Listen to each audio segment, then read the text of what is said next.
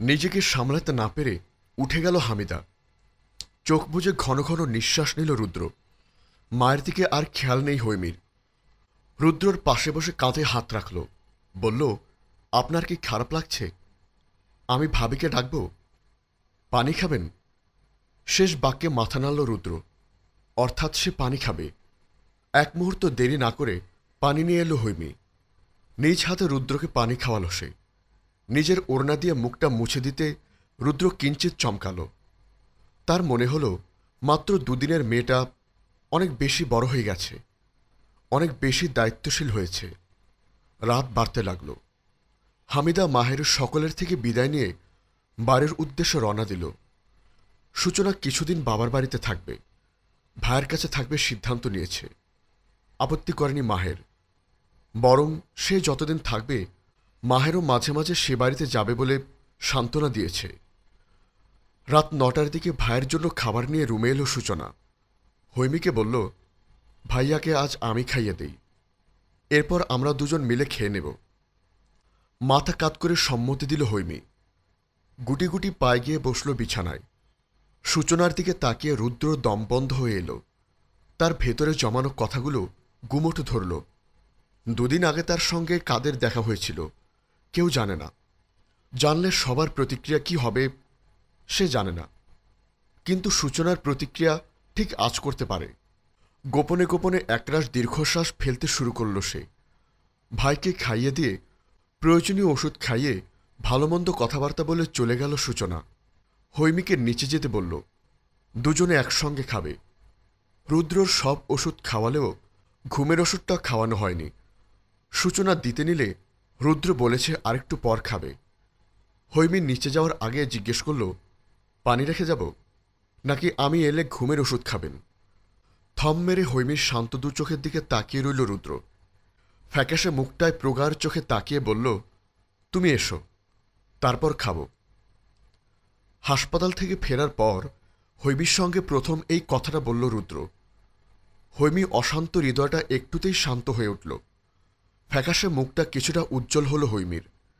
ধীকে ধীকে বুকটা নিয়ে সন্তপর্ণে চলে গেল নিচে। নিচে যেতেই দেখা হলো বড় চাচি জেরিন ছোট চাচি রিনার সঙ্গে। সাদমান, সোহান, রোশান টিভি দেখছে। হৈমি তাদের দেখিয়ে জিজ্ঞেস করল, ওরা খেয়েছে? বড় চাচি বললেন, সবাই খেয়েছে, তুমি আর সূচনা বাদ আছো। চটজলদি খেয়ে নাও, এখানে বেশ শীত। ছোট চাচি সহসা হৈমিকে বলল, তুমি ঘরের কাজ পারো না? হৈমি খেতে বসতে বসতে মাথা নাড়ল, খুব একটা না। ছোট চাচি বললেন, এসেছো থেকেই ঘরেই বসে আছো, কাজ না জানলেও শ্বশুরবাড়িতে এসে ঘরে বসে থাকা ঠিক না। আমার এত বছর হলো বিয়ের, কতদিন পর পর এখানে আসি, তবুও তো ঘরে বসে থাকি না। নতুন নতুন বিয়ে হয়েছে, তাই সব হয়তো বোঝো না। আমি হলাম চাচি শাশুড়ি, আমার কথা শুনতে খারাপ লাগতে পারে, কিন্তু আমি যা বলবো মুখের উপরই বলবো। কাল আমাদের থেকে হাতে হাতে কাজ করবে, বুঝেছ? হৈমির মুখটা চুপসে গেল। সে মাথা কাত করে খেতে মনোযোগ দিল। সূচনার চাচিকে থামিয়ে দিয়ে বলল, ছোট কাকি, শাশুড়ি হলে কি এভাবেই কথা শোনাতে হবে? কই, আমার শাশুড়ি তো এভাবে কথা শোনায় না। আমাদের হৈমি তো ছোট, আস্তে ধীরে সব শিখে নেবে। ভাইয়া অসুস্থ, সবে বাড়ি আসলো, এখন কি কাজ করবে ও? ছোট কাকি বলল, যে করার সে আগে থেকেই করে। আর তোমার শাশুড়ি কথা শোনাবে কিভাবে? তুমি তো সব পারো। এ বাড়িতে থাকাকালীন নিজের সব কাজ শিখে নিয়েছ, দাদি ভাইয়ের খেয়াল রেখেছ। ও বাড়িতেও নিশ্চয়ই সব কাজ তুমি অ্যাক্টিভ। মৃদু হাসল সূচনা, বলল, না, আমি সব পারি না, আমারও ভুল হয়। মা সব কিছু শিখিয়ে পড়িয়ে নিচ্ছে, তোমরাও হৈমিকে শিখিয়ে পড়িয়ে নাও। টুকটাক কথা চলতে থাকল। হৈমি চুপচাপ খাচ্ছিল। ছোট চাচি খোঁচা দিয়ে উঠে বলল, আমার বিয়ের সময় তো আমি কত আতঙ্কে ছিলাম, বাবা মা বিদায় দিচ্ছে, তবুও কত ভয়, কত লজ্জা। আর আজকাল ছেলেমেয়েরা তো একা একাই বিয়ে করে সংসার শুরু করে। তবে যাই বলো সূচনা, হৈমির সাহস আসে বলতে হবে। একা বিয়ে, আবার ঢাকা গিয়ে কতদিন থেকে এলো। মনে বোধহয় মায়া ভালোবাসা কম, নয়তো এভাবে নিজের পরিবার ছেড়ে কেউ থাকতে পারে? রিনার অতিরিক্ত কথা কেউই পছন্দ করল না। বড় চাচি বিরক্ত হয়ে চলে গেল। সূচনা রিনাকে চোখের ইশারায় চুপ করতে বলল। হৈমির চোখ দুটো টলমলো করছে। সে যথাসম্ভব চেষ্টা করছে চোখ থেকে যেন অশ্রু না গড়িয়ে পড়ে। এরই মধ্যে রিনা আচমকা সূচনাকে বলল, একটা জিনিস খেয়াল করেছ সূচনা? রুদ্র এর আগে কখনো এতটা অসুস্থ হয়নি। বিয়ের কদিন যেতে না যেতেই কি ভয়াবহ অসুস্থ বলতো। আচ্ছা হৈমি, তুমি কি ওর সঙ্গে ঝগড়া করেছিলে? আটকে উঠল হৈমি। গলায় খাবার আটকে গেল তার। তড়িৎ পানি খেয়ে নিজেকে স্বাভাবিক করে নিল। থমথমে গলায় বলল, সেরকম কিছু হয়নি কখনো। রিনা বলল, কি জানি বাবা, ছেলেটা কোন চাপে এই বয়সে স্ট্রোক করে বসল, বিয়ে করল, বউ নিয়ে খুশি হওয়ার বদলে এই অবস্থা কেন হলো বুঝলাম না। ধৈর্যের বাঁধ ভেঙে গেল সূচনার। কিঞ্চিত রাগান্বিত হয়ে বলল, আপনি একটু চুপ করবেন কাকি? ওকে এসব শোনাচ্ছেন কেন? প্লিজ অযথা কথা বাড়াবেন না। ভাইয়া ওকে নিয়ে অবশ্যই হ্যাপি। তাছাড়া ভাইয়ার দুশ্চিন্তা কী নিয়ে এ বিষয়ে আমরা কেউ জানি না, তাই হৈমিকে দোষারোপ করবেন না। অসন্তুষ্ট হল রিনা। গজগজ করতে করতে চলে গেল। সূচনা হৈমিকে বলল, কিছু মনে করো না হৈমি, ছোট কাকি একটু বেশি কথা বলে। মুখে কোনো লাগাম নেই, দাদের সাথে খুব লেগে যায়। তুমি মন খারাপ করো না, সব জায়গাতেই ভালো মন্দ মিশিয়ে মানুষ আছে, এগুলো ব্যাপার না। হৈমি জোরপূর্বক হাসল, বলল, কিছু মনে করিনি। সূচনা বলল, তুমি খুব টেনশন করছো তাই না? কেমন নিশ্চুপ হয়ে গেছ। সব কিছু ঠিক হয়ে যাবে দেখো। তুমি শুধু ভাইয়ার সঙ্গে সময় কাটাও, ওকে টেনশন করার সুযোগ দিও না। ডাক্তার কি বলেছে মনে আছে তো? এই মুহূর্তে ভাইয়ার সবচেয়ে বেশি প্রয়োজন তোমাকে। মনে রেখো, একজন স্ত্রী তার স্বামীকে মানসিক এবং শারীরিক উভয় দিক থেকে শান্তি দিতে পারে। হৈমি মন দিয়ে সূচনার কথা শুনছিল। সূচনা আকস্মাৎ প্রশ্ন করল, তোমাদের মধ্যে স্বামী স্ত্রীর সম্পর্ক গড়ে উঠেছে তো? মাথা নিচু করে হ্যাঁ বোঝালো হৈমি। সূচনা প্রচণ্ড খুশি হয়ে বলল, এখন তো পরীক্ষা শেষ, আপাতত পড়ার ঝামেলা নেই। এবার দুজন দুজনকে পূর্ণ সময় দাও। আর হ্যাঁ, স্বামীর মনের সব কথা, সব ব্যথা শুষে নেওয়ার চেষ্টা করো। এতে ভাইয়ার মন থেকে চাপ কমবে। তুমিও জানতে পারবে কি নিয়ে এত টেনশন করেছে, ওর জীবনে কোনো সমস্যা হচ্ছে কিনা, হলে সেই সমস্যাটা কি। আমার চাপা স্বভাবের ভাইটার ভেতরের কথা শুষে নিতে পারলে তুমি সার্থক হৈমি। নির্নিমেষে সূচনার দিকে তাকিয়েছিল হৈমি। পূর্ণ মন দিয়ে শুনছিল প্রতিটি কথা। এক পর্যায়ে তীব্র জেদ তৈরি হলো মনে। রুদ্রর মনে ঠিক কী চলছে, কি নিয়ে দুশ্চিন্তা করে হঠাৎ এত অঘটন ঘটাল। প্রত্যেকটা কথা তাকে জানতেই হবে। রুদ্র যদি তাকে সত্যিকারের অর্থে ভালোবেসে থাকে, অবশ্যই তার সঙ্গে শেয়ার করবে। ছোট চাচির বলা কথাগুলো ভাবতে ভাবতে হৈমি রুমে এলো। এসে সে দেখল রুদ্র সিগারেট খাচ্ছে। অমনি তার বুকটা কেঁপে উঠল। এক ছোটে সে রুদ্রের হাত থেকে সিগারেটটি কেড়ে নিয়ে ফেলে দিল। হাতে ছ্যাঁকাও খেল একটু। রুদ্র হতভম্ব হয়ে চাপা আর্তনাদে বলল, এটা কি হলো? আচমকা কেঁদে উঠল হৈমি। বলল, ডাক্তার এসব খেতে নিষেধ করেছে আপনাকে। আপনি শুধু এটাই খাচ্ছেন। কি চাচ্ছেন আপনি বলবেন? মরে যেতে চাচ্ছেন? আমাকে একা করে দিতে চাচ্ছেন? বিছানায় থপ করে বসে ফুপিয়ে ফুপিয়ে কাঁদতে লাগল। রুদ্র হতভম্ব হয়ে তাকিয়ে রইল। চোখের পলক ফেলল ঘন ঘন। কয়েক পাল তাকিয়ে থেকে বলল, ওকে ওকে, কাঁদতে হবে না, আর খাবো না, রিল্যাক্স। আচমকা হাত বাড়িয়ে দিল হৈমি। গাল বেয়ে দুফোঁটা জল গড়াল। ভাঙা আওয়াজে বলল, আমাকে ছুঁয়ে কথা দিন, আর কখনো বা অন্য কোনো নেশা জাতীয় কিছু খাবেন না। মৃদু ধমকে রুদ্র বলল, পাগলামি করছো কেন হৈমি? বললাম তো আর খাবো না। ছুঁয়ে কথা দিতে পারবো না। ছুঁয়ে কথা দিন নত ঠিক আপনি এসব খাবেন। রুদ্র ছুঁয়ে কথা দিতে রাজি হল না। হৈমি হতাশার চূড়ান্ত পর্যায়ে পৌঁছে গেল। রুদ্রকে ঘুমের ওষুধ দিয়ে বিছানা ঠিক করে শুয়ে পড়ল সে। ওষুধ খেয়ে কম্বলের নিচে চলে এলো রুদ্র। সন্তপর্ণে পাশ ফিরে শোয়া হৈমিকে পেছন থেকে জড়িয়ে ধরল। মুখ গুজে দিল কানের নিচের ঘাড়ে। সহসা কেঁপে উঠল হৈমি। চোখ বেয়ে পড়ল নোনা পানির ধারা। অভিমানী কান্না কণ্ঠে সে আবারও বলল, কথা দিন, আর কখনো এসব খাবেন না। আলগোছে হৈমির কামেজ ফালি উঠিয়ে উষ্ণ নরম পেটে হাত রাখল রুদ্র। জিজ্ঞেস করল, পেট ভরে খেয়েছ? উত্তর দিল না হৈমি। রুদ্র বুঝল কথা না দেওয়া অবধি উত্তর পাবে না সে। এত রাগ, এত জেদ ভেবেই স্কন্ধে আলতো কামড় বসালো। গা শিউর উঠল হৈমির। এক হাত দিয়ে গায়ে জড়ানো কম্বলটাকে খামচে ধরল সে। রুদ্র ধীরে ধীরে তাকে নিজের দিকে ফেরালো। ঘুম জড়ানো চোখ দুটো হৈমির মুখে স্থির করে সে বলল, এত তাড়াতাড়ি ঘুম পেয়ে গেল? ঘুমিয়ে পড়ুন, ডাক্তার বলেছে রাত্রে না জাগতে। রুদ্র বলল, কেন, ওরা কি বউ পাশে রেখে সবসময় ঘুমায়? হৈমি বলল, ওরা সুস্থ আর আপনি অসুস্থ।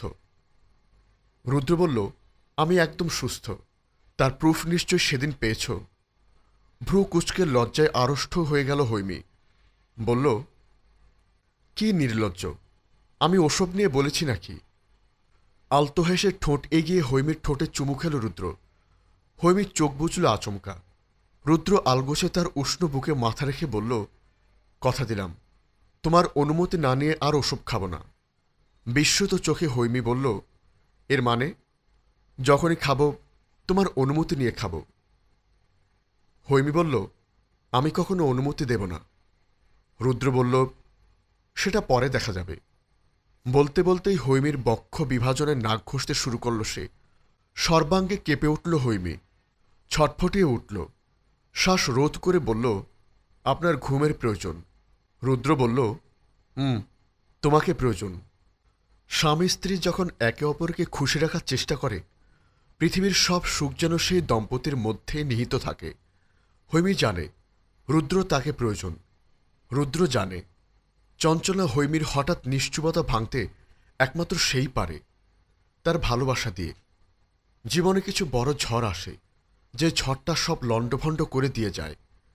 আমরা মানুষরা কি টের পাই এই ঝড় না এলে নতুন করে শুরু করার কথা ভাবা হতো না। ভেজা চুল শুকিয়ে মাথার ওপর ছুটি করল হৈমি। গায়ে ওড়না জড়িয়ে তাকালো রুদ্রর দিকে। উল্টো হয়ে ব্যবহারে ঘুমাচ্ছে সে। কোমর অবধি কম্বলে ঢাকা, ধবধবে ফর্সা, পেশিবহুল পিঠ দৃশ্যমান।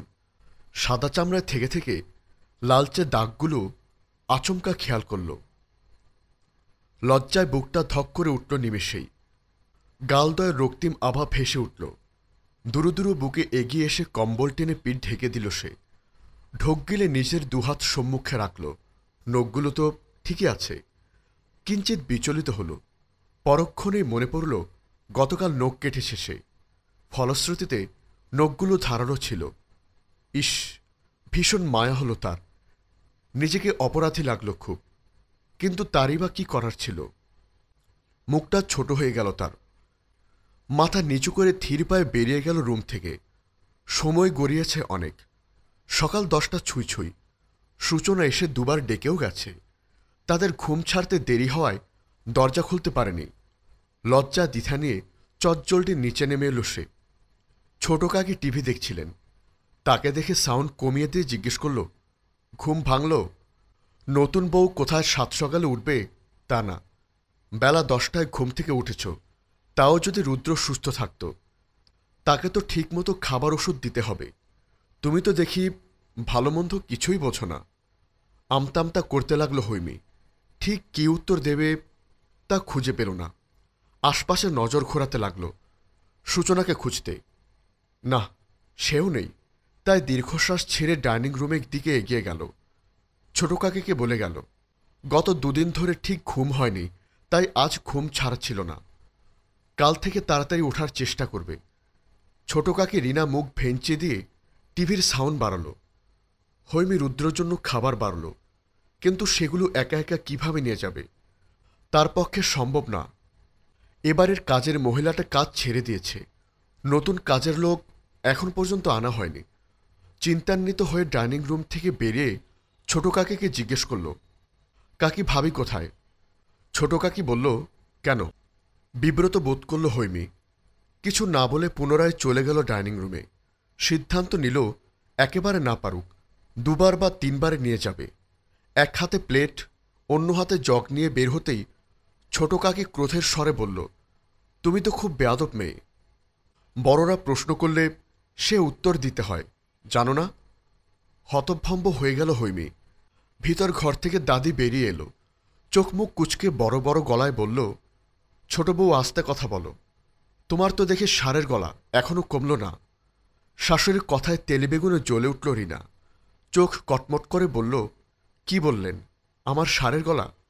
ভাতিজা বউয়ের সামনে এভাবে অপমান করলেন? আমি এখনই আপনার ছেলেকে ফোন করছি। বলতে বলতে নিজের ঘরে চলে গেল রিনা। হৈমি দাদির দিকে স্থির চোখে তাকিয়ে দাদি বলল, শোনো, ওর কথায় মনে কিছু করবে না। ওর স্বভাব একটু খারাপ আছে। আমার ছেলেটা কোন পাপে এমন খাস ঝগড়াটে বউ পেয়েছে উপরওয়ালাই জানে। ভাসুরের ছেলের বউয়ের সাথে কাল থেকে যা শুরু করেছে, নিজের ছেলের বউদের সাথে যে কি করবে তা ভাবতেই আমার প্রেশার বাড়ে। আচমকা ঠোঁট টিপে হাসল হৈমি। বলল, আমি রাগ করিনি দাদি, আমি একটু চিন্তায় আছি আপনার নাতিকে নিয়ে। কাকির কথা ধরতে হলে তাকে নিয়ে ভাবতে হবে, কিন্তু আমার তো তাকে নিয়ে ভাবার সময় নেই। মাথা দুলিয়ে হাসল দাদি। বলল, বাহ, খুব বুদ্ধি খাটিয়ে কথা বলো দেখি। হৈমি কিছুটা ঝুঁকে এলো দাদির দিকে। চুপি চুপি বলল, আমার মাথায় যে বুদ্ধি আছে এই কথাকে তুমি বিশ্বাস করো না? শব্দ করে হেসে উঠল দাদি। হৈমির চিবুক ছুঁয়ে বলল, তুমি খাঁটি সোনা। প্রশংসা পেয়ে হৈমি গদগদ করে উঠল। বলল, আচ্ছা যাই, ওনাকে আবার ওষুধ দিতে হবে। সোহান রোশানের সঙ্গে বাড়ির পেছনের ফাঁকা জায়গাটায় র্যাকেট খেলছিল সূচনা। হঠাৎ শাশুড়ির ফোন পেয়ে খেলা থেকে বিরত নিল। হামিদা ভালো মন্দ জিজ্ঞেস করে বলল, আমাদের পাশের বাড়িতে এক ভাবি আছে, ওনার মেয়ের গত মাসে ছেলে হয়েছে। শুনেছি বাচ্চা ধরছিল না, অনেক চিকিৎসা করার পর অবশেষে ধরেছে। শেষ যে ডাক্তার দেখিয়েছিল সেই ডাক্তারের ঠিকানা নিয়েছি, মাহেরের কাছে দিয়ে দিব। তুমি একদিন সেই ডাক্তারের কাছে যেও। হামিদার থেকে এমন কথা শুনে আশ্চর্য হল সূচনা। তীব্র রাগের শরীর কাঁপতে শুরু করল। এ মুহূর্তে তার মনে হচ্ছিল হামিদা খুব নিচু মনের একজন মানুষ। পরক্ষণে সে মাহেরের মা এতটুকু মনে করে শান্ত হল। ঢোক গিলে স্বাভাবিক গলায় বলল, আমার তো কোনো সমস্যা নেই মা, আমার বিয়ের বয়সও বেশি নয়, তাহলে কেন এসব করব? সমস্যা না থাকলে দুইবার ফলাফল শূন্য হতো। আমি যা বলেছি তোমার ভালোর জন্যই বলেছি, ডাক্তার দেখাও। সূচনা নিজেকে সংযত করে কোনো রকম বলল, আচ্ছা। হামিদা বলল, ভুলে যেও না, মনে করে যেও, আগামী কয়েক মাসে যেন সুখবর পাই। আর হৈমিকে ফোন করলাম, ও ফোন ধরল না, ওকে বলো আমি ফোন দিতে বলেছি।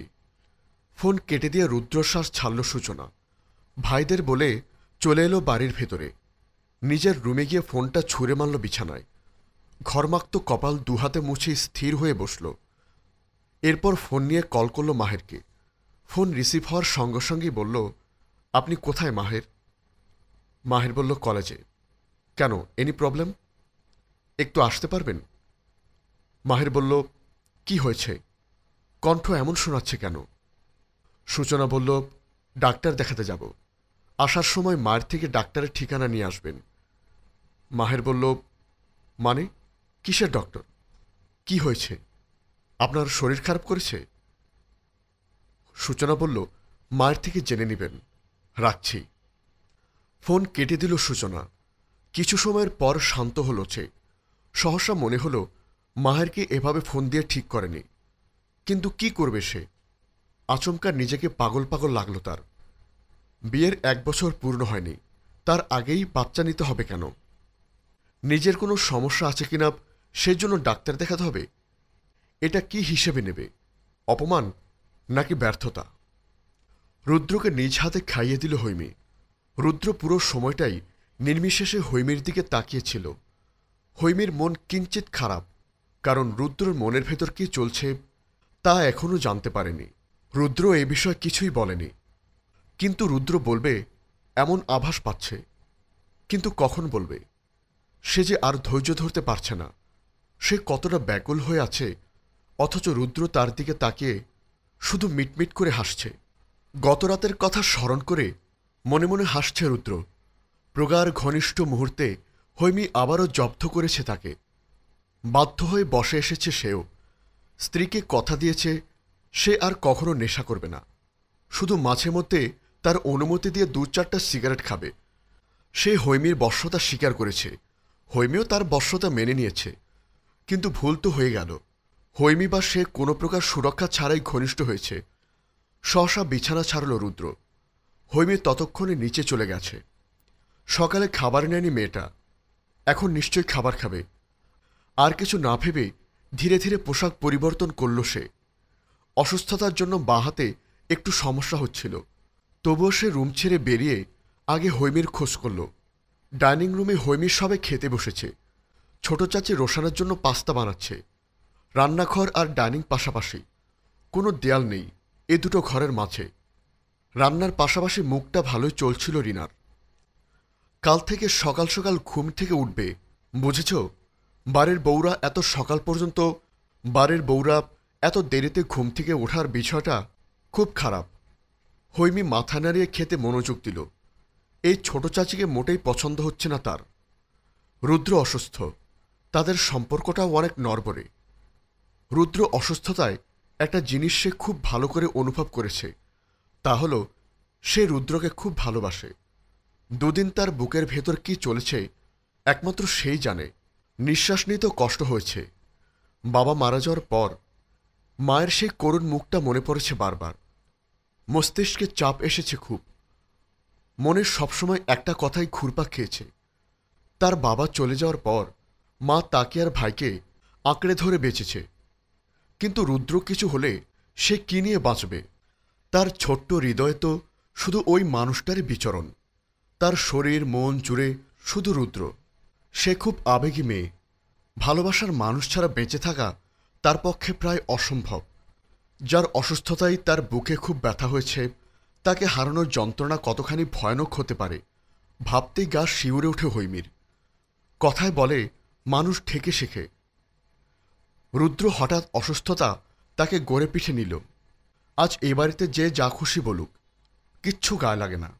তার কেবল রুদ্রকেই চাই। সেই রুদ্রর সঙ্গে থাকতে পারছে, রুদ্রকে ভালোবাসতে পারছে। রুদ্রর ভালোবাসা দেহে মনে জড়াচ্ছে। এর মধ্যে ছোট চাচির কিছু তিক্ত কথা গায়ে মাখানোর মতো ভুল সে করবে কেন? এই ভুল সে করবে না। উনি যা খুশি বলুক, এক কানে ঢুকে আরেক কান দিয়ে বের করে দেবে। রিনা বকবক করেই গেল। হৈমি কিছু বলছে না বলে বিরক্ত হলো তার। মেয়েটি কি এত ছোট, অবুঝ যে তার কথায় একটুও কষ্ট পাচ্ছে না? কষ্ট না পাক, চাচি শাশুড়ির উপর রাগ তো করতেই পারে। রিনা আচমকা কেসে উঠল, বলল, হৈমি এক গ্লাস পানি দাও তো। রিনা কাশছে। এই দেখে তড়িৎ গ্লাসে পানি ভরে নিয়ে এলো হৈমি। কিন্তু রিনা তার থেকে গ্লাস না নিয়ে সহসা গর্জন ছাড়ল, এই তোমার শিক্ষা? আমি তো তোমার চেয়ে বয়সে কত বড়, বাম হাতে পানি দিচ্ছ? ছি ছি, কি ধরনের বেয়াদব তুমি! তোমার মা কি তোমাকে কিছু শিখিয়ে শ্বশুরবাড়ি পাঠায়নি? ও, শিখিয়ে পাঠাবে কিভাবে? তার আগেই তো ভেগেছ, ইচড়ে পাকা মেয়ে কোথাকার। হৈমির হাতটা কেঁপে উঠল, দুচোখ বেয়ে অশ্রুফোঁটা গড়াল। ডাইনিং রুমের দরজার বাইরে শক্ত মুখে দাঁড়ানো রুদ্র আচমকা সে হৈমিকে ডাকল। চমকালো রিনাও। চপল পায়ে রুদ্রের সামনে এসে দুঃখী মুখে বলল, ও বাবা, তুমি উঠে এলে কেন? কিছু লাগবে? আমি পাঠাচ্ছি। কি লাগবে বলো? ভ্রু কুচকে ছোট কাকির মুখের দিকে তাকিয়ে রইল রুদ্র। কয়েক পল গম্ভীর হয়ে হৈমির দিকে ইশারা দেখিয়ে বলল, ওকে কি যেন বলেছিলেন? ছোট কাকি বলল, আর বলো না, এই হৈমি কিছুই বোঝে না। জানো কি করেছে? বাঁ হাতে পানি খেতে দিয়েছে আমাকে। তাহলে বোঝো এবার কি বেয়াদবি কাণ্ড। এমন কেউ করে? আজ যদি আমার জায়গায় বাইরের কেউ থাকতো, কি অপমানটাই হতো বলো। তাই একটু শাসন করলাম। ভ্রু উঁচিয়ে রুদ্র বলল, ও আচ্ছা। এরপর হৈমিকে শক্ত কণ্ঠে ডাকল। কেঁপে উঠল হৈমি। রিনা ভীষণ খুশি হল। রুদ্র যেই ছেলে, নিশ্চিত এই বেয়াদবির জন্য হৈমিকে বকবে, তার কাছে সরেও বলতে বলবে। মনে মনে এসব কল্পনা করতে করতে হৈমি এসে তার পাশে দাঁড়াল। আর রুদ্রর সামনে। হৈমির টলমলো চোখ দুটো কঠিন চোখে দেখে নিল রুদ্র। এরপর চোখ নামালো হৈমির হাতের দিকে। ডান হাত এঁটো, বাঁ হাতে পানির গ্লাস। এ দৃশ্য দেখে রুদ্রর চোয়ালদয় শক্ত হল। দাঁতে দাঁত চেপে প্রশ্ন করল, আর কখনো এঁটো হাতে কাউকে কিছু দেবে? আচমকা হৈমির চোখ বেয়ে আরো দুফোঁটা অশ্রু গড়াল। রুদ্রর রাগ আরো তীব্র হল। সে পুনরায় চিবিয়ে চিবিয়ে বলল, যাও খেতে বসো। কিছু বলতে উদ্যত হয়েও চুপ করে গেল হৈমি। আজ 2 দিন হল সে প্রাণ খুলে কথা বলে না, বলতেও পারে না। এখনো বলতে ইচ্ছে করল না। মাথা নিচু করে চুপচাপ চলে গেল খেতে। রুদ্র ফোঁস করে নিঃশ্বাস ফেলল। রিনার হাসি হাসি মুখে কঠিন দৃষ্টি নিক্ষেপ করল। কিঞ্চিত দমে গেল রিনা। বলল, আমি যাই, পাস্তা বানাচ্ছি রোশানের জন্য। রুদ্র সে কথায় গুরুত্ব না দিয়ে কিছু মনে করার ভঙ্গি করল। তর্জনে দিয়ে কপাল চুলকে বলল, কি যেন বলেছিলেন, আমার বউ বেয়াদব, ইচড়ে পাকা। হকচকিয়ে গেল রিনা। চমকে তাকালো হৈমি। রুদ্র বুক ফুলিয়ে দাঁড়িয়ে কাটকাট গলায় বলল, আমার বউ সত্যি ইচড়ে পাকা। ঠিক এজন্যই আপনার অসুবিধার কথা ভেবে সে নিজের আধা খাওয়া খাবার রেখে এটু হাতেই আপনাকে পানি দিয়ে উপকার করতে চেয়েছে। সে যদি ইচড়ে পাকা না হতো তাহলে এটা না করে সে নিজে পেট পুরে খেতে ব্যস্ত থাকত। কারণ সামান্য কাশিতে মানুষ নিজেই পানি ভরে খেতে পারে, এটা আহামরি সমস্যা না। দমে গেল রিনা। হৈমির চোখ বেয়ে গড়িয়ে পড়ল নোনা পানির ধারা। রুদ্র এত সহজে ছাড়ার পাত্র নয়।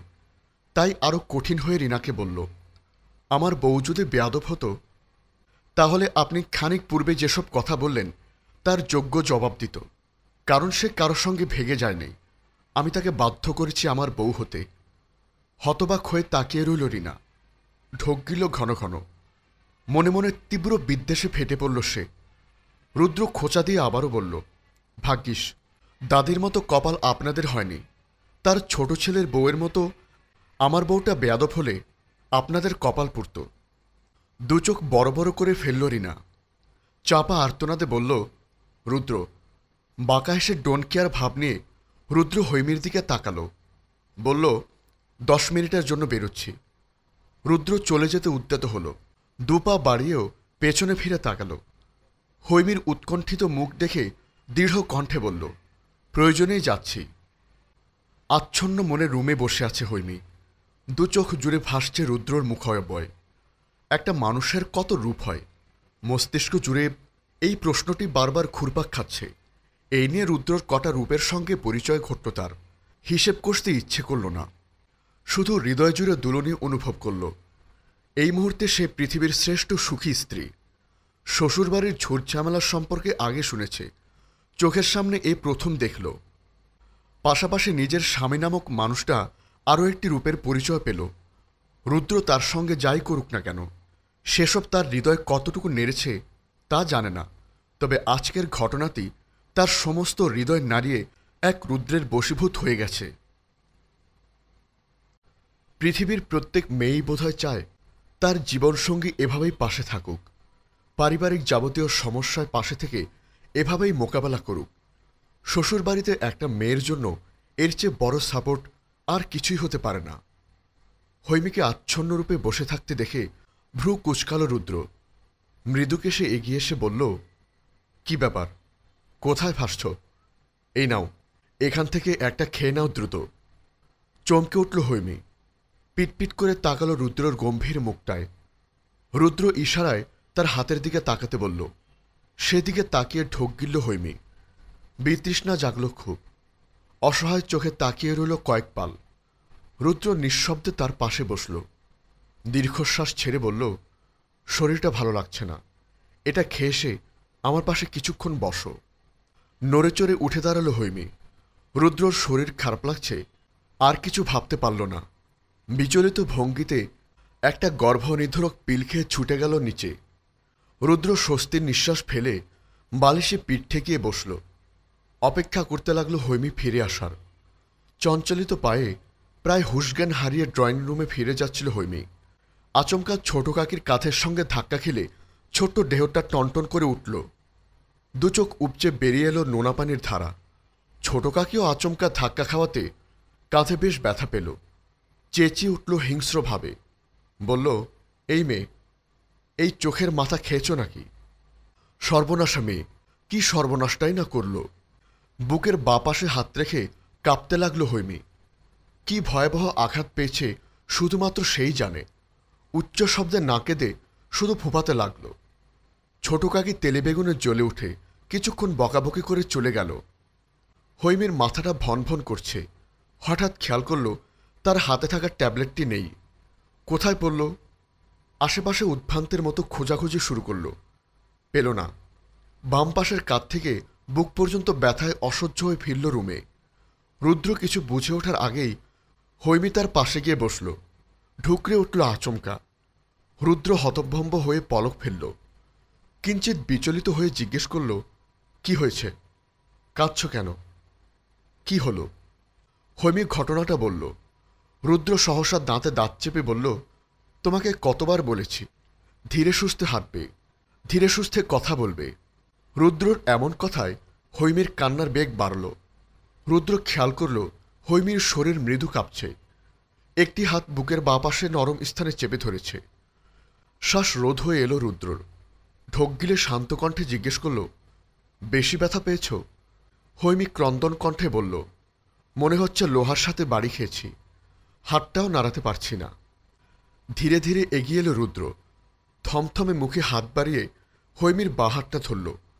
উপরে নিচ হাতটা ওঠানামা করে নিলে মৃদু আর্তনাদ করল হৈমি।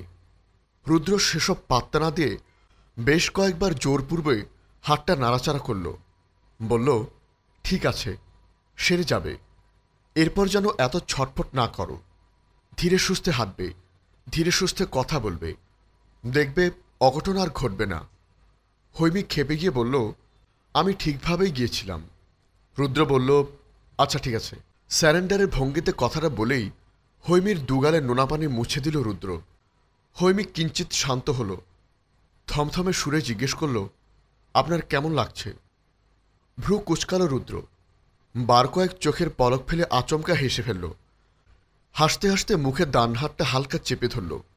বলল, কেমন আর লাগবে? দম ফাটা হাসি আটকেছিলাম।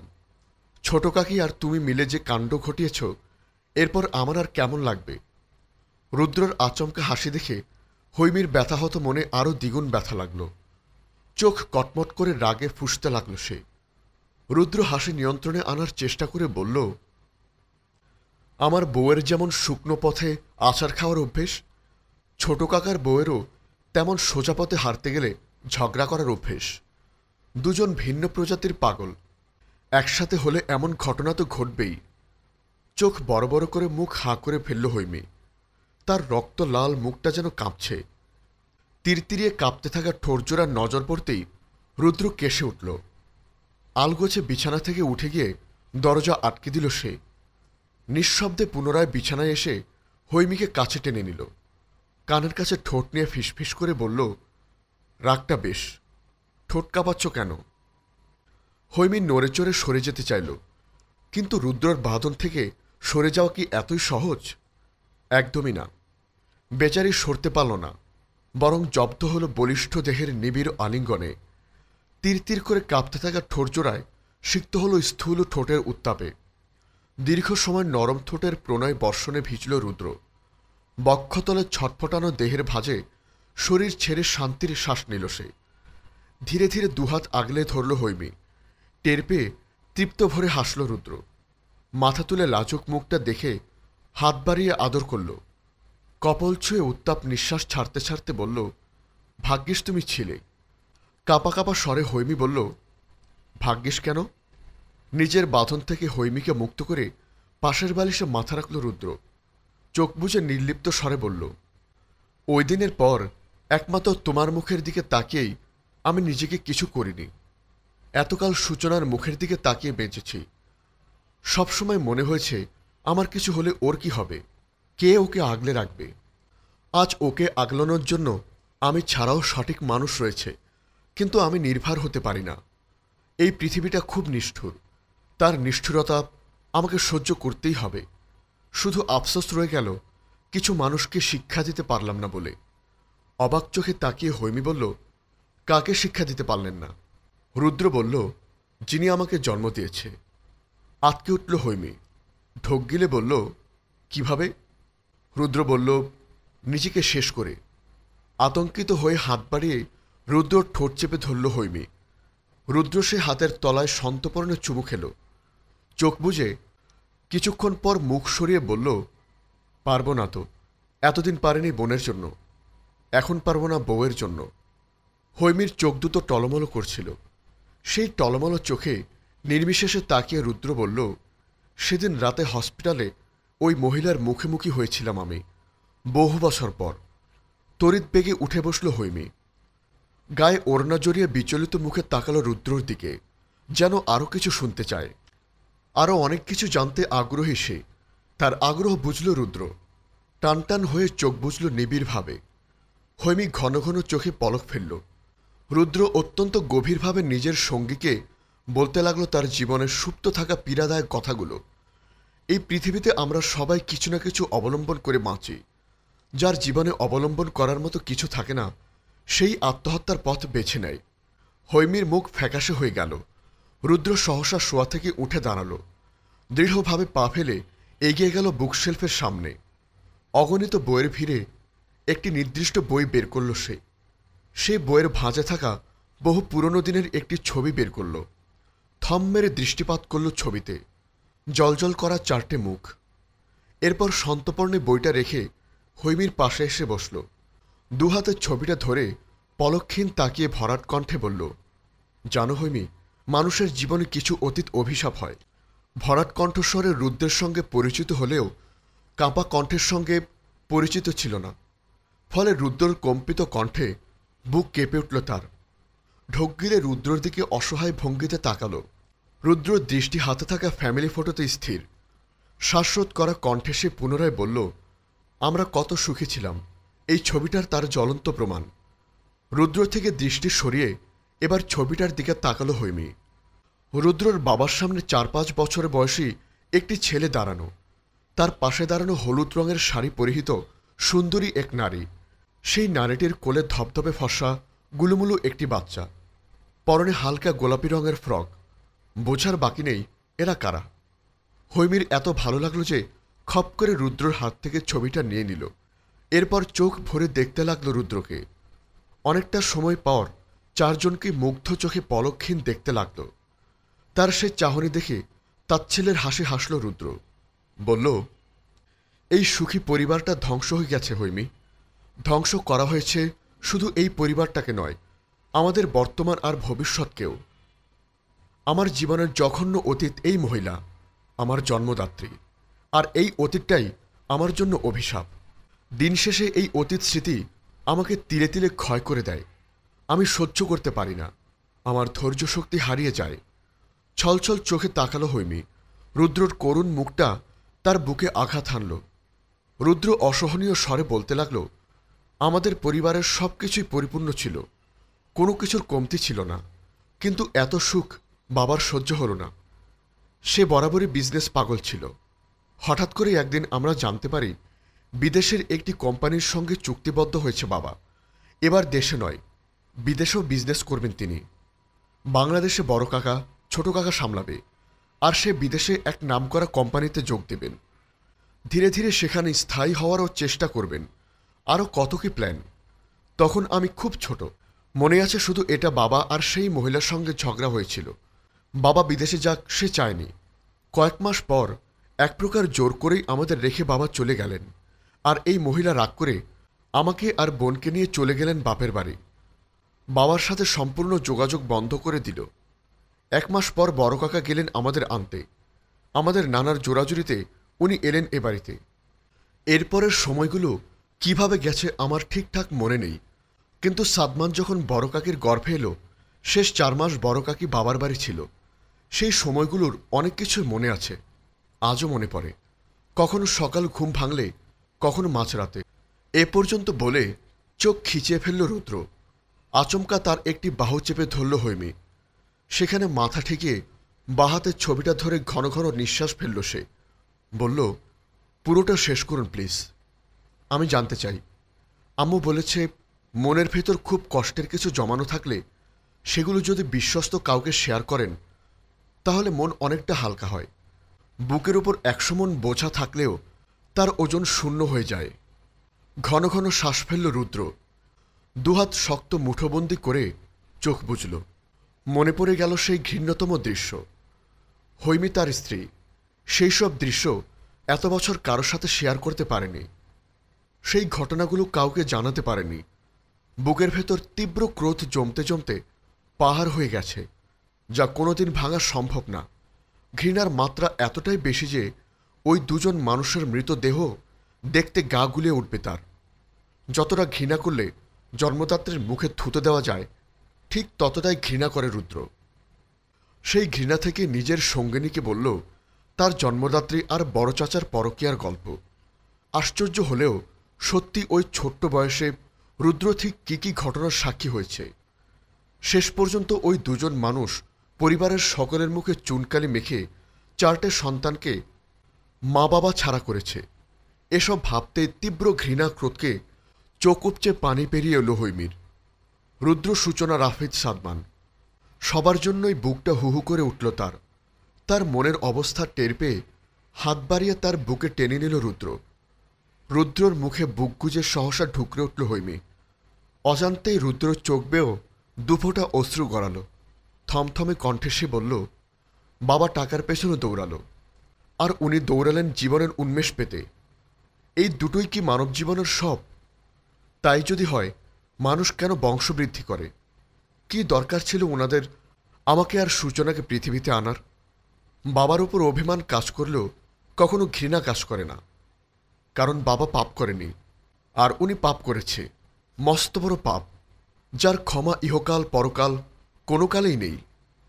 ক্ষণকাল থেমে আবার বলল, ভালোবাসাহীন পৃথিবীতে নিজেকে টিকিয়ে রাখা খুব কঠিন।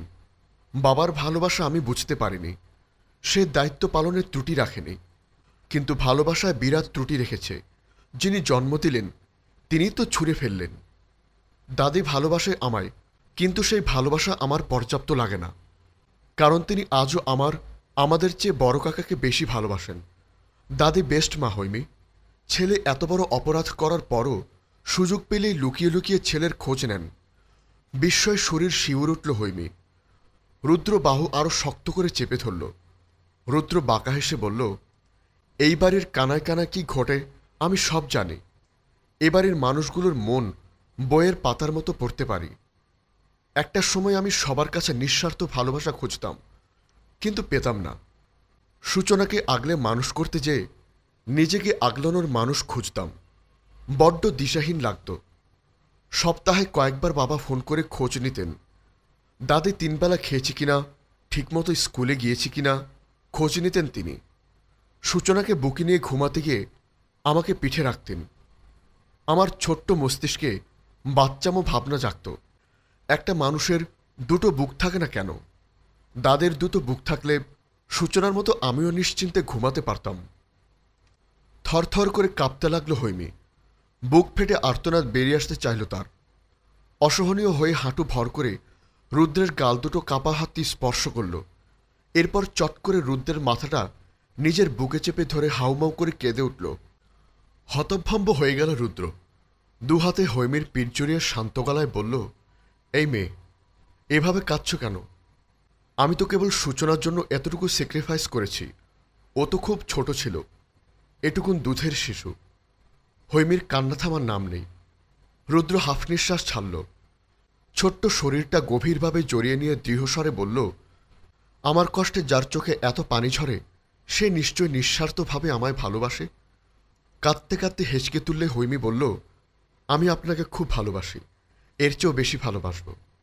খুব আগলে রাখবো আপনাকে, আর কোনো কষ্ট পেতে দিব না, কখনোই না। রুদ্র বলল, আমি এটাই চাই হৈমি, তুমি আমাকে ভালোবাসো, এতটা ভালোবাসো যে আমি সব দুঃখ কষ্ট ভুলে এক তোমাতে বিভোর থাকি। তুমি শুধুমাত্র আমাকেই ভালোবাসো, শুধুমাত্র আমার জন্য বাঁচো। আর আমার তোমার মাঝখানে একটি পিঁপড়াকেও সহ্য করতে পারবো না। তুমি আমার শেষ অবলম্বন। তুমি পারবে না আমাকে তোমার শেষ এবং একমাত্র অবলম্বন করে বাঁচতে? উন্মাদের মতো মাথা নাড়ল হৈমি। বলল, পারব, আমাকে পারতেই হবে। স্বস্তির নিঃশ্বাস ছেড়ে হৈমের বুকে চুমু খেল রুদ্র। ক্ষীণস্বরে বলল, বিশ্বাস করবে কিনা জানি না, দিন শেষে তুমি আমার হাসির কারণ। আমি তোমাকে ঠিক কতটা। সহসা থেমে গেল রুদ্র। হৈমি চমকে তার মুখের দিকে তাকালো, আকুতি করে বলল, বলুন। চোখের ভাষাতে পুরোটা বোঝালেও মুখ ফুটে উচ্চারণ করল না রুদ্র হৈমিকে ঠিক কতটা ভালোবাসে। বরং জগতের সকল গম্ভীরতা মুখে এনে ভরাট স্বরে বলল, এক গ্লাস ঠান্ডা পানি আনো, পিপাসা লেগেছে। চোখ দুটো ছোট ছোট করে রুদ্রের বুকের বাপাশে হাত রাখল হৈমি। বলল, বলুন না কতটা ভালোবাসেন আমায়। হৈমির হাতের উপর সন্তর্পণে হাত চেপে ধরল রুদ্র। কিঞ্চিত মাথা নুয়ে বলল, বলতে পারি না, বোঝাতে পারি না। আমি তো বুঝি না বলেই বোঝান। আমি তো বুঝি না বলে বোঝান। ভালোবাসা বলার জিনিস নয় মিসেস, আমিও অনুভব করি না। বাঁকা হাসল রুদ্র। বলল, বোঝো কি বোঝো না তা তো সময় বলে দেয়। তবুও বলবে না? কপট রাগে দেখালো হৈমি। রুদ্র মাথা নাড়িয়ে না বুঝিয়ে দুম করে শুয়ে পড়ল। আদেশবাক্য বলল, আর কথা নয়, যা বলেছি চুপচাপ তাই করো, যাও। এদিকে সূচনা আর মাহেরের বিবাহবার্ষিকী আজ। খানবাড়িতে ছোটখাটো আয়োজন করা হয়েছে। 1 বছর বেড রেস্টে থাকার কথা রুদ্রর, অথচ সে 7 সকালে ঢাকা গেছে। ফিরতে রাত হবে। এদিকে বোনের ব্যারেস্টে, তাই শেখ বাড়িতে থেকে হৈমি, সোহান, রোশান আর সাদমান এসেছে। রুদ্র না আসাতে ভারী অভিমান করল সূচনা। সেই অভিমান ভাঙাতে হৈমি ভিডিও কল করল রুদ্রকে। ভাই বোনকে ভিডিও কলে তার জরুরি কাজের বিষয় অবগত করল। এতে বুঝে আসলো সূচনা। সূচনার সঙ্গে কথা শেষ করে রুদ্র হৈমিকে বলল, সন্ধ্যার আগেই বাড়ি ফিরে যেতে। হৈমি আতকে ওঠা কণ্ঠে বলল, আম্মু আজ থেকে যেতে বলেছে। রুদ্র দৃঢ় চোখে তাকিয়ে শুধুমাত্র একটিবার বলে ফোন কেটে দিল। আমার ফিরতে 11টা কি 12টা বাজবে। তুমি যদি চাও বাকি 6 ঘন্টার রাত একা পার করি, তাহলে মায়ের কাছে থাকো, আমার কোনো সমস্যা নেই। হৈমির বুকের ভেতর টনটন করে উঠল। একদিকে মাতৃস্নেহ, অপরদিকে স্বামী ভক্তি, দোটানায় পড়ে শেষে মাকে বোঝালো কয়েকদিনের মধ্যেই আবার আসবে, থেকে যাবে 2 দিন। রুদ্রকে যদি মানাতে না পারে তাহলে জোর করে তাকে সহ নিয়ে এসে থাকবে। হামিদাও আপত্তি করল না, বরং অবাক হল তার মেয়ের জামাইয়ের মধ্যকার গভীরতা টান দেখে। রুদ্র যে হৈমিকে চোখে হারায় আর হৈমি রুদ্রকে খুবই সমীহ করে, এ দুটো জিনিস বুঝতে পেরে অহংকার হল তার। খেয়াল করল তার ছেলে মেয়ে দুজনই সংসার জীবনে খুব সুখী। এই সুখটা পরিপূর্ণ হবে যখন এদের সংসারে ছোট্ট শিশুর আগমন ঘটবে। হৈমিকে নিয়ে আপাতত এসব চিন্তা নেই। সে নিজেই একটা শিশুর মতন, অল্প বয়স। বছর 4 না হয়ে গেলে মেয়ের ঘরের নাতি নাতনির আশা করা যায় না, কিন্তু ছেলের ঘরের নাতি নাতনির খুব প্রয়োজন। 1 বছর হয়ে গেল, এখনো ছেলের বউয়ের কোনো খবর নেই। ভীষণ দুশ্চিন্তায় পড়লেন হামিদা। মনে মনে স্থির করলেন আগামীকাল আবারও সূচনার সঙ্গে কথা বলবে এ বিষয়ে। হৈমির চলে যাওয়ার পর নিজেদের রুমে এলো সূচনা। দেখল মাহের চুপচাপ বসে আছে। সে এগিয়ে এসে মাহেরের কাছে হাত রাখল। জিজ্ঞেস করল, এখনো পোশাক ছাড়োনি? এ কি, মুখটা শুকনো লাগছে কেন? কপট রাগ দেখিয়ে মাহের বলল, সারাদিনে 5 মিনিট তোমার সময় হয় না সূচনা। বিস্মিত হয়ে তাকিয়ে রইল সূচনা। অবাক হওয়া কণ্ঠে বলল, বারে, সামান্য বিষয় নিয়ে এত রাগ? বাপের বাড়ির লোকজনকে সময় না দিয়ে দরজা আটকে তোমার সঙ্গে বসে থাকলে ব্যাপারটা কি ভালো দেখাতো? মুখ ঘুরিয়ে মাহের বলল, আমি কি সেটা বলেছি? তড়িৎ মাহেরের কোলে চেপে বসল সূচনা। গলা জড়িয়ে বলল, আমার বরটা দেখি খুব মন খারাপ করে আছে। আলগোছে সূচনার কোমর জড়িয়ে কাঁধে মাথা রাখল মাহের। আলতো স্বরে বলল, 1টা বছর কাটিয়ে ফেললাম। বিয়ের প্রথম বছরে কি চাই তোমার বলো? সূচনা বলল, আমাদের সন্তানকে চাই। মাহের বলে উঠল, এটা তো আল্লাহ তাআলার কাছেই চাচ্ছি, এছাড়া কি চাই? সূচনা বলল, এই যে তোমার এই ভালোবাসা, এটা আরো তীব্র করে চাই। মাহের বলল, এমন বললে হবে না, কিছু তো চাইতেই হবে।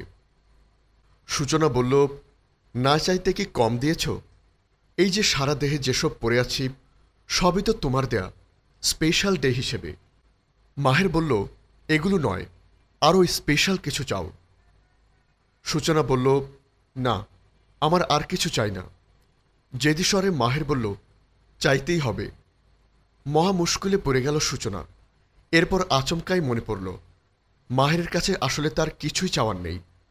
অসাধারণ ব্যক্তিত্বের এই মানুষটা গত 1 বছরে এত কিছু উজাড় করে দিয়েছে যে চাওয়ার মতো আর কিছুই খুঁজে পাচ্ছে না। সেদিনের সেই ঘটনার পর সত্যি কি আর কিছু চাওয়ার আছে? সেদিন শাশুড়ির উপর তীব্র অভিমানে যখন সূচনা ডক্টরের কাছে যেতে মরিয়া হয়ে উঠলেও মাহের তখন তার পাশে বসে কাঁধে হাত রেখে বলেছিল, সূচনা, মায়ের চিন্তাধারা আমার চেয়ে আলাদা। সে আমাকে সুখে দেখতে চায়। সেই সুখ দেখার জন্যই বউ হিসাবে তোমাকে এনে দিয়েছে।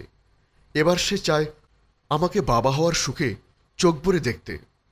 তার মাতৃহৃদয় পুত্রকে সর্বসুখে দেখার জন্য এতটাই ব্যাকুল যে অবান্তর আবদারও করে বসে সে। আমি আমার মায়ের হয়ে তোমার কাছে ক্ষমা চাচ্ছি। সূচনা লজ্জায় আড়ষ্ট হয়ে মাহেরের হাত চেপে ধরল, মাথা নাড়িয়ে বলল, আমি দুঃখিত। মায়ের উপর এভাবে রাগ অভিমান করা আমার একদম উচিত হয়নি। মাহের বলল, তোমার কোনো ভুল নেই, ভুল মায়েরও নেই। সমস্ত ভুল পরিস্থিতি আর আবেগের। আমার একটি কথা রাখবে তুমি? সূচনা বলল, কি কথা? মাহের বলল, মা যদি জিজ্ঞাসা করে আমরা ডক্টর দেখিয়েছিলাম কিনা, তুমি হ্যাঁ বলবে। আর বলবে, ডক্টর বলেছেন আমাদের কারোই কোনো সমস্যা নেই। আল্লাহ পাক চাইলে আমাদের সন্তানের মুখ অবশ্যই দেখব।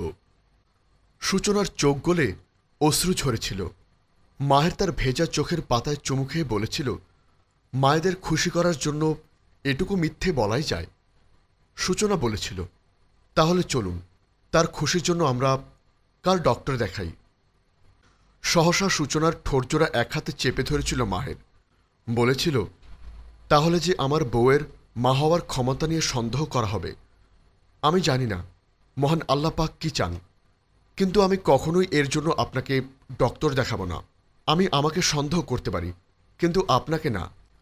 আপনি যেমন আছেন তেমনই যথেষ্ট। যদি কোনোদিন সন্তানের সুখ নাও পাই, তবে আফসোস নেই।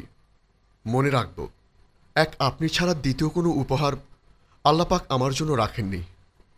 নারী জীবন ধন্য হতে আর কি চাই বলুন? সূচনার জীবনে সত্যি কি না পাওয়ার কিছু আছে? মাহের নামের মহান পুরুষটা সবকিছুকে ছাপিয়ে গেছে। সেদিনের কথাগুলো স্মৃতিচারণ করে সূচনার চোখ দুটো ছলছল হল।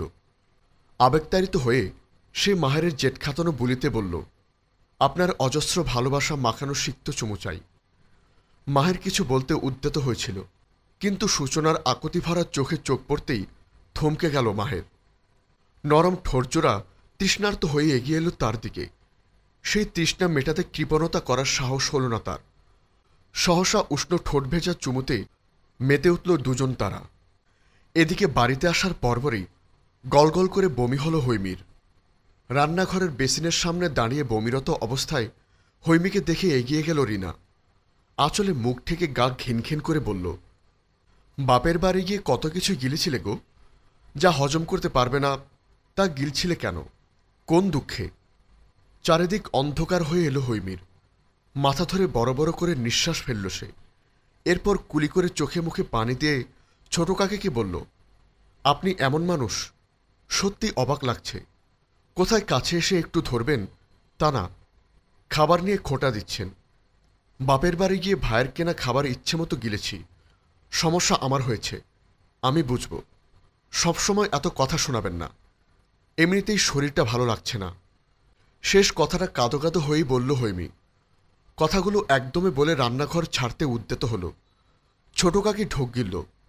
হৈমি যে পটর পটর কথা বলতে পারে এ ব্যাপারে সে অবগত, তাই খুব বেশি অবাক হল না। শুধু তার আচরণ যেন রুদ্রর কান পর্যন্ত না পৌঁছায়, তাই ভালো মানুষই দেখাল।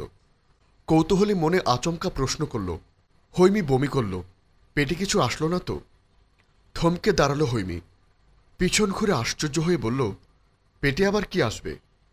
ছোট কাকি এগিয়ে এলো। হৈমির চোখ মুখে তীক্ষ্ণ দৃষ্টিপাত করল। বলল, চোখ মুখ তো সুবিধার লাগছে না, এখনই বাচ্চা টাচ্চা নিচ্ছ নাকি? আতঙ্কিত হয়ে পড়ল হৈমি। ওড়না দিয়ে মুখ মুছে তড়িৎ বলল, কি বলছেন এসব? ওসব কিছুই না। হাঁটু কাঁপতে লাগলো হৈমির। 1 মাস আগেও সে চাইত রুদ্রর সন্তানের মা হতে, অথচ আজ সময়ের সাথে তার মনটা কত পরিবর্তন হয়ে গেছে। রুদ্রর মতো সেও চায় না তাদের মাঝে কেউ আসুক। মূলত রুদ্র চায় না বলেই সে চায় না। কথায় বলে না, ভালোবাসার মানুষের জন্য সব কিছু ত্যাগ করা যায়।